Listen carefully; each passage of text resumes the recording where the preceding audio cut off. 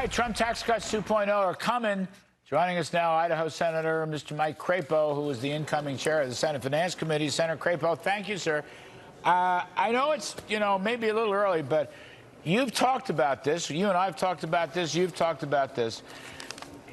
These tax cuts that need to be scored may not need to be scored. If you're extending popular tax cuts forever, there's such a thing as a current policy baseline. It was used under President Obama, and it would certainly reduce the cost of the tax cuts. Could you just tell us a little bit about that, sir?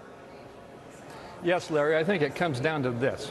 Under our current scoring rules, the failure to stop tax increases from happening is being considered a deficit. This is a $4 trillion tax increase on Americans, $2.5 trillion of which will fall on people making less than $400,000. And they are arguing that this is tantamount to not letting taxes go up, which is what the liberals want, is going to create a deficit. That's a crazy argument. And as you said, Barack Obama, when he faced this same question when President Bush's tax cuts were expiring, did the same thing I'm proposing, and that is to say, if you're just extending current law, we're not raising taxes or lowering taxes, that is a $4 trillion deficit. That's ridiculous. There is a difference between a tax increase and $4 trillion of spending. And we just have to get that message out to America. Wow, that is just so important. The way you put that was so clear. I just love that.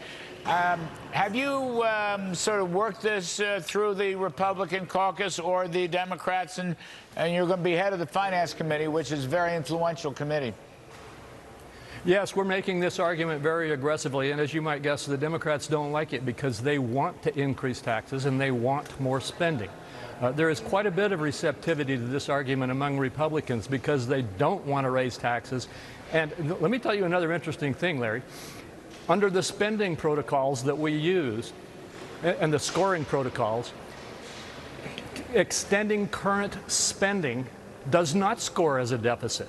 Oh. But extending current tax increases scores as a deficit. Right. It's ridiculous. That's unbelievable. And we need to let the American people know. That's unbelievable. But that's exactly right. That is exactly right. So all these arguments are terrific arguments. Now, if you talk to President Trump about, I have talked to him about it briefly, but you need to talk to him about it also. Oh, I've definitely talked to him about it, and he agrees. He knows that we have got to be bold and strong and tell the American people what's really going on here in this fight, and he wants to go big. And I think that we are going to be able to do that with his support. Well, so CBO and the Joint Tax Committee will probably never sign on to this. No, they will never agree to it. We're going to have to, well, we could try to change the baseline, and we may be able to do that and force them to score it differently. But whether we're successful in that or not, we are going to have to take the bold steps of saying to the American people that we are not going to let $4 trillion of tax hikes happen, and that is not going to increase the deficit. I should also point out, with those tax cuts, our revenue to the government came in at record levels, just like the 50-year average. Yes. They did not increase the deficit. Yes, 100%. And anyway, the CBO and the Joint Tax Committee don't vote on the floor of the Senate. Thank you, Senator Crapo.